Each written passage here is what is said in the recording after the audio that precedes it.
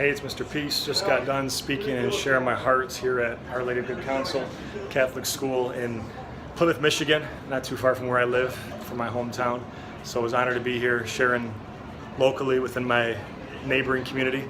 And I got to speak to the kindergarten through 8th graders today. The main focus was on the power of kindness and how that relates to showing more respect, showing more empathy, showing more love, really truly letting Christ fully enter our hearts. We talked about this with Galatians 2:20, that we no longer live, but now Christ lives in us. And when he's able to fully penetrate our hearts, which are as big as our fist, then we can turn this into this peace sign, that one finger is ourself, the other is someone we're trying to lift up higher than ourself by how we choose to treat them, which is hopefully with kindness. And that in just 2 seconds, the power of kindness as we see, that in just 2 seconds, one heartbeat, one breath, one action, 2 seconds, we can say something so kind that it stays on someone's heart in a great way for the rest of their life. Or conversely, 2 seconds, we can actually say something so mean that it stays on someone's heart in a negative way for the rest of their life.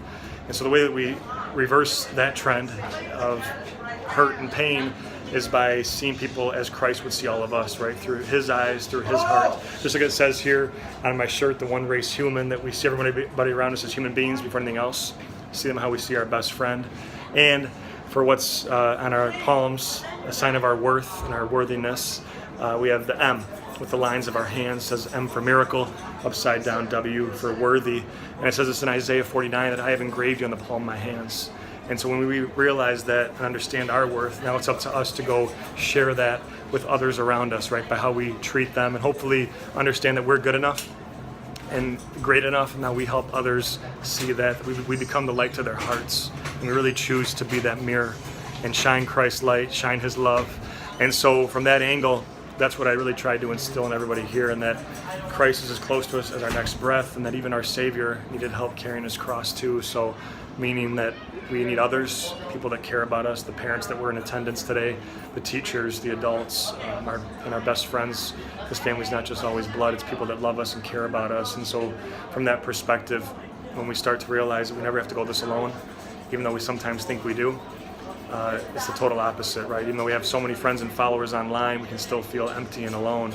But we just need to reach out and keep our heart open, keep feeling, keep healing. And yes, there were some tears, but tears are the sweat of our strength and the sign of feeling again. So I was so happy to see that. One student in particular came up and shared about how he's had some pain from a recent loss, and he's been treating people mean because of that.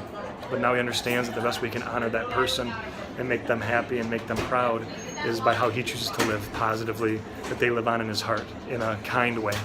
So thanks again for touching my heart, and hopefully I get to see you guys again soon. Until then, much love, peace.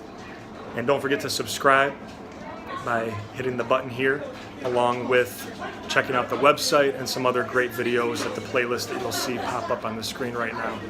Much love, peace.